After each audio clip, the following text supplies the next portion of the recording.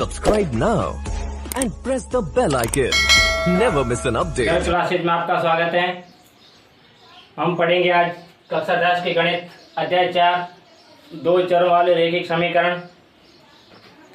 इसमें जो सारणी दी गई है तुलनात्मक सारणी, इसके आधार पर हम निकालेंगे कि गुणांकों में अनुपात क्या रहता है, उसमें रेखाओं की प्रकृति कैसी रहेगी, उसका हल कैसा रहेगा, उसका युग्म कैसा होगा, वो सब जो भी इस तरह के सवाल आएंगे सारे एक ही सारणी में समझने का प्रयास करेंगे।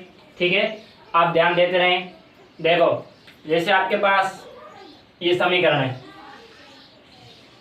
2x + 3y = 13, दूसरा है 5x - 2y = 4।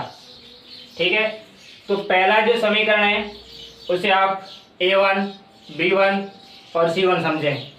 दूसरा जो समीकरण है ये इसी का युग्म है, इसी का जोड़ा है, उसे आप a2, b2 और c2 समझें। ठीक है, अब जैसे हमें इसमें पहले में से a1 ज्ञात करना है तो a1 रहेगा 2, a के बाद b1 रहेगा 3, c1 रहेगा 13। ठीक है, और b1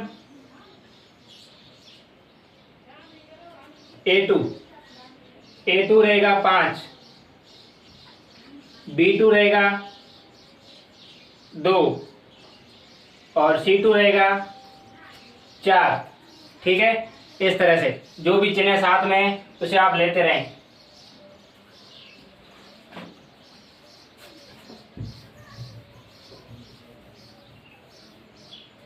अब देखो a1, इसमें से a1 क्या रहेगा, 2 है, ऊपर वाला लाइन a1 वाली है, नीचे वाला लाइन a2 वाली है। a1 रहा 2, फिर बटा a2 रहा 5।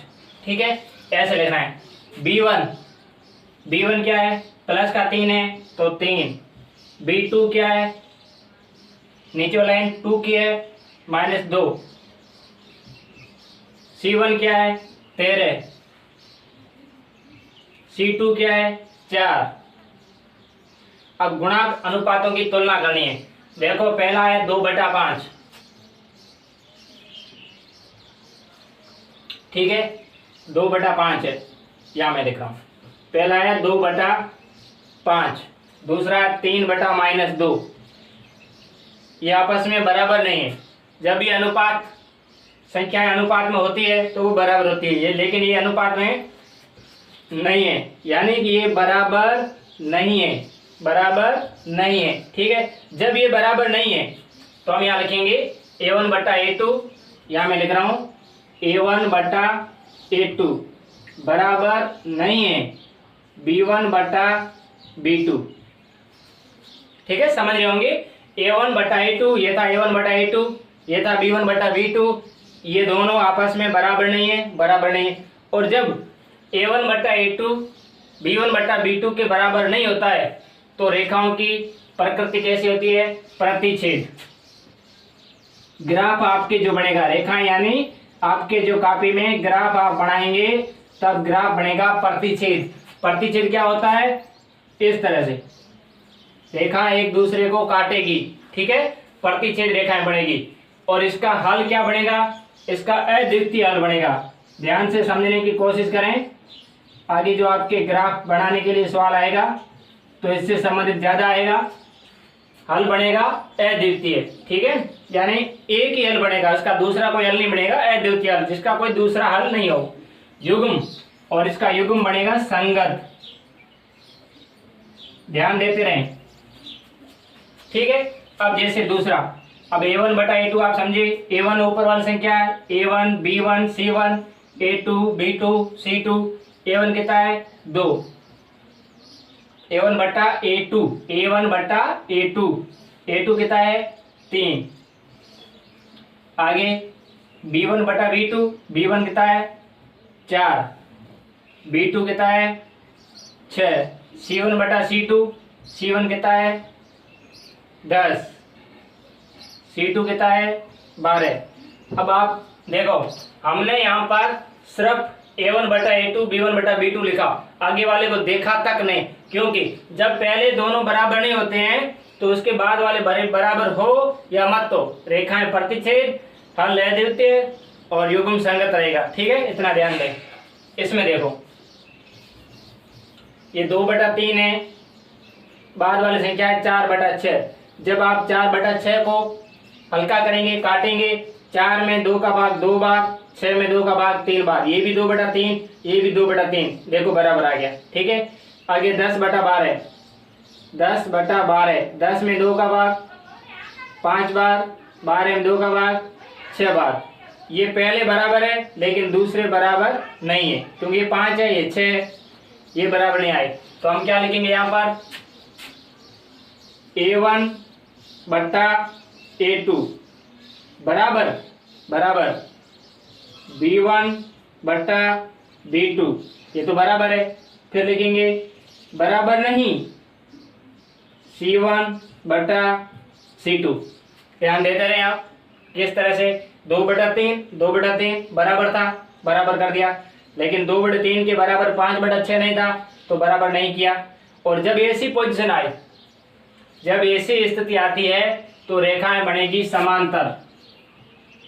रेखाएं कैसी बनेगी, समांतर। समांतर रेखाओं में जब आप ग्राफ बनाएंगे तो ग्राफ प्रतिच्छेद नहीं बनेगा। जैसे एक रेखा ये जा रही है तो दूसरी रेखा ये जा रही है, ये रेखाएं दोनों रहेगी समांतर। ठीक है, ग्राफ बनाते हुए आपस में कटेगी नहीं। जब रेखाएं समांतर होगी तो इसका कोई हल नहीं होगा, इसका कोई हल नहीं।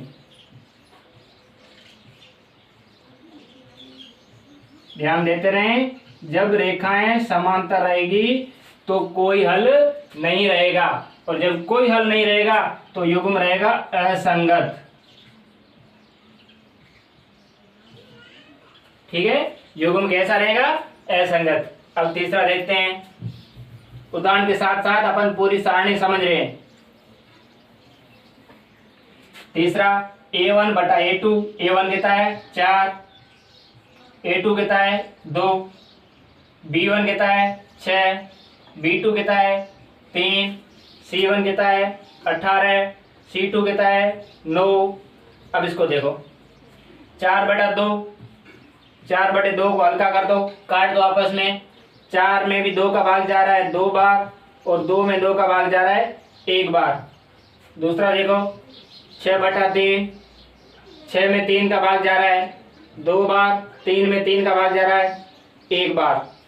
आगे 18/9, 18 और 9 दोनों 9 का भाग जा रहा है 18 में 2 बार और 9 में 1 बार। ये भी 2/1, ये भी 2/1, ये भी 2/1, यानी सभी बराबर आ गए, पोजीशन आ गई बराबर। तो बराबर आए तो हम यहाँ क्या लिखेंगे, हम लिखेंगे A1/A2 बराबर B1/B2 बराबर C1/C2। देखें तीसरी स्थिति इस तरह से आई है। जब इस तरह की स्थिति हो, सभी बराबर हो अनुपात में, तो हम लिखेंगे रेखाएं कैसी रहेगी, संपाती। रेखाएं कैसी रहेगी, संपाती।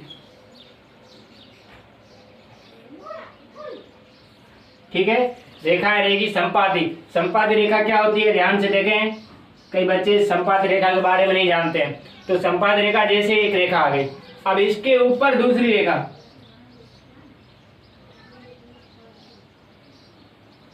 एक रेखा उसके ऊपर दूसरी रेखा, एक रेखा नहीं है, रेखाएं 2 है, लेकिन रेखा के ऊपर दूसरी रेखा। ठीक है, समझ रहे होंगे, पहले एक रेखा उसके ऊपर दूसरी रेखा, लेकिन हमें दिखने में एक ही रेखा लगेगी, यानी वही रेखा है, तो ये रेखा हो गई संपाती। जब संपाती रेखाएं होती है, युग्म इस प्रकार से होंगे जब ये, तो इसके अनंत हल होंगे, इसके हल होंगे अनेक हल। अनेक लिख दो या अनंत लिख दो, अनेक हल होंगे। और जब अनेक हल होंगे तो युग्म जो है ये संगत रहेगा, इतना आप ध्यान दें। आपसे इस तरह के सवाल पूछे जा सकते हैं। ये आपको उदाहरण दिया जाएगा, पूछा जाएगा कि इसका हल कैसा है, हल की प्रकृति बताइए, तो हल इसका हल है अद्वितीय हल। या पूछ ले इसके युग्म कैसे रहेंगे, संगत। या ऐसे पूछ सकते हैं इसकी रेखा कैसी होगी, ग्राफ किस तरह से बनेगा, ग्राफ प्रतिच्छेद होगा। ठीक है, रेखा प्रतिच्छेद होगी। तो इस तरह से आपको समझना है। ये 3 पोजीशन है, तीनों पोजीशन आपको याद रखने हैं। तीनों पोजीशन के हिसाब से युग्म किस तरह से रहता है, हल कैसा होता है, वो आपको समझना है। ठीक है, उम्मीद करता हूं कि आपको समझ में आ गया होगा। धन्यवाद।